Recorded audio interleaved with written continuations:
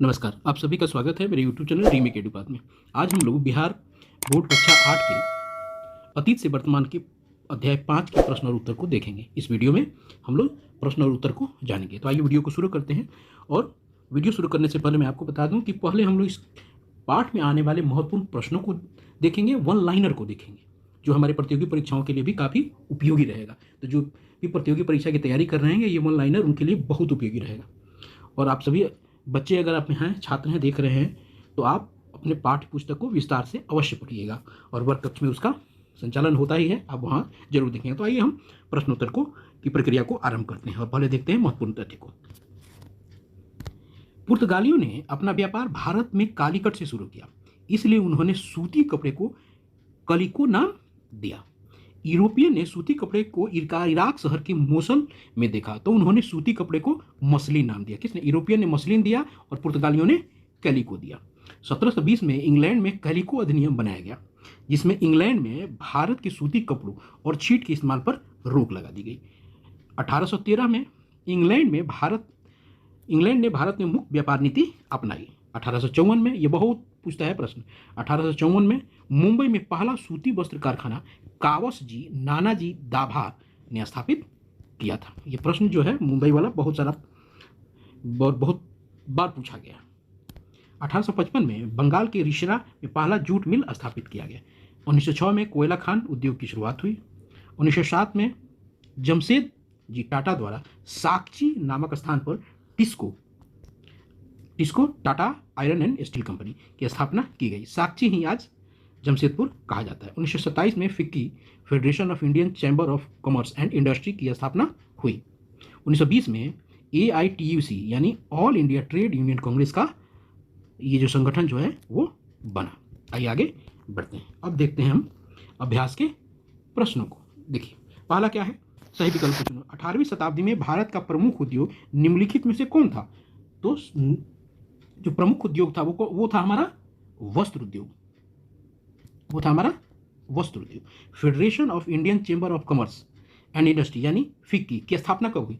तो कब हुई? अभी हम लोगों ने देखा, उन्होंने 1927 में हुई। अगला देखते हैं, जूट उद्योग का प्रमुख केंद्र कहाँ था? जूट उद्योग का प्रमुख केंद्र बंगाल था। उसके बाद हम देखते हैं चौथा, 1918 में अंग्रेजी सरकार ने किस उद्देश्य से मजदूरों के लिए नियम बनाया? क्योंकि वो इस दिखावे के लिए वो कह रहे थे कि हम उनके हित के लिए, उनकी स्थिति में सुधार करने के लिए नियम बना रहे हैं, लेकिन उनकी मंशा इस सुधार की नहीं थी। उनकी मंशा थी आर्थिक लाभ कमाने की।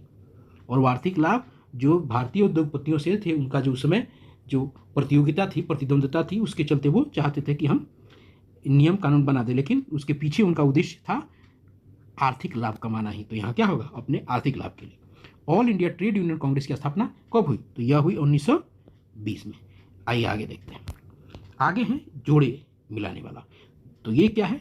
जूट उद्योग। तो जूट उद्योग का किससे संबंध है? सबको पता है, बंगाल से हमने देखा भी। ऊनी वस्त्र उद्योग आपको कश्मीर। जामदानी बुनाई, जामदानी बहुत महंगा होता था, ये राजे राजवाजे इसको पहनते थे। ये लखनऊ। लौ जमशेदपुर और नील बगान चंपारण। ये है मिलान, सही मिलान। आइए आगे देखते हैं प्रश्न और उत्तर को। कैलिको अधिनियम के क्या उद्देश्य थे? आइए उत्तर देखते हैं। सन 1720 ईस्वी में कैलिको अधिनियम का उद्देश्य था इंग्लैंड में भारत के बने छापेदार सूती कपड़े और छीट के इस्तेमाल पर पाबंदी लगाना और उनके आयात को इंग्लैंड में रोक लगाना, ताकि इंग्लैंड के उद्योग को बढ़ावा मिल सके। आइए अगला प्रश्न है, मुक्त व्यापार नीति से आप क्या समझते हैं? यह मुक्त व्यापार नीति क्या होता है, यह इस बारे में प्रश्न है। तो मुक्त व्यापार नीति वह नीति है जिसमें अंतर्राष्ट्रीय व्यापार में पूरी स्वतंत्रता होती है। ऐसी स्थिति में दो देशों के बीच वस्तुओं के आयात निर्यात में किसी प्रकार की बाधा नहीं होती है। इसके तहत विभिन्न अर्थव्यवस्था वाले देश के खरीदार और विक्रेता स्वेच्छा से सरकार वस्तुओं और सेवाओं पर टैरिफ, कोटा, सब्सिडी या किसी अन्य प्रतिबंध की चिंता किए बिना व्यापार कर सकते हैं, या ना बिना रोक टोक वाली बात, मुक्त, कोई वहाँ पाबंदी नहीं। यही आगे देखिए तीसरा, भारतीय उद्योगपतियों को भारत में उद्योग की स्थापना के मार्ग में क्या क्या बाधाएं थी? आइए देखते हैं। भारतीय उद्योगपतियों को भारत में उद्योग की स्थापना के मार्ग में निम्नलिखित बाधाएं थी। कौन कौन सी थी? भारत में पूंजी की कमी, तकनीकी शिक्षा का अभाव, वैसे भारतीयों की कमी जो औद्योगिक विकास की भावना रखते हैं। कारखाने के लिए मशीन विदेशों से मंगवानी पड़ती थी, ये समस्याएं थी उनको। अगला है चौथा, मजदूरों के हित में पहली बार कब नियम बनाया गया और उन नियमों का मजदूरों पर क्या प्रभाव पड़ा, आइए देखते हैं। अंग्रेजों ने 1881 में तथा उसके बाद कई नियम बनाए जिनके द्वारा स्त्री पुरुष एवं बाल मजदूरों के काम के घंटे, उनकी दैनिक मजदूरी तय की गई। सन 1920 में AITUC all India trade union Congress संगठन बना और यह मजदूरों के हितों की रक्षा करने वाली संस्था थी। क्लियर है? चलिए आइए देखते हैं पांचवा प्रश्न। और पांचवा प्रश्न है, स्वतंत्रता प्राप्ति के बाद भारत सरकार ने मजदूरों की स्थिति में सुधार के लिए कौन कौन से कदम उठाए? तो उत्तर है, स्वतंत्रता प्राप्ति के बाद भारत सरकार ने मजदूरों की स्थिति में सुधार के लिए न्यूनतम मजदूरी कानून बनाकर मजदूरी की दरों को निश्चित किया। एक औद्योगिक नीति बनाई जिसके द्वारा कुटीर उद्योग को प्रोत्साहन देने के लिए कारगर कदम उठाए गए। और भी अनेक कदम जैसे काम के घंटों में कमी, साप्ताहिक अवकाश दिया गया, काम के दौरान घायल हुए श्रमिकों को मुआवजा देने का नियम भी बनाया गया इत्यादि, जिससे मजदूरों की स्थिति में मजदूरों की स्थिति पहले से सुधर गई।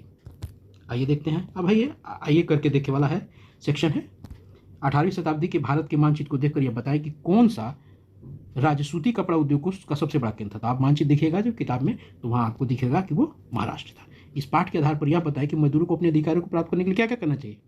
तो मजदूरों को जब इस पाठ को पढ़ेंगे तो ये बात निकल के आती है कि मजदूर अपने जो अधिकार है वो कैसे प्राप्त कर रहे हैं। तो मजदूरों को अपने अधिकारों की प्राप्ति के लिए संघर्ष करना चाहिए, आंदोलन, हड़ताल, धरना प्रदर्शन आदि करना चाहिए। ये है इस पूरे पाठ का प्रश्न और उत्तर। आशा है आपको इससे लाभ होगा और इसी तरह आप हमारे साथ जुड़े रहिए ताकि आप तक सारे जो पाठ के सारे विषयों के प्रश्न उत्तर आप तक पहुँचते रहें और जुड़े रहिएगा तभी। और जुड़ने के लिए हमारे चैनल को सब्सक्राइब करना होगा ताकि आने वाला जो नोटिफिकेशन है वो आप तक पहुँच जाए।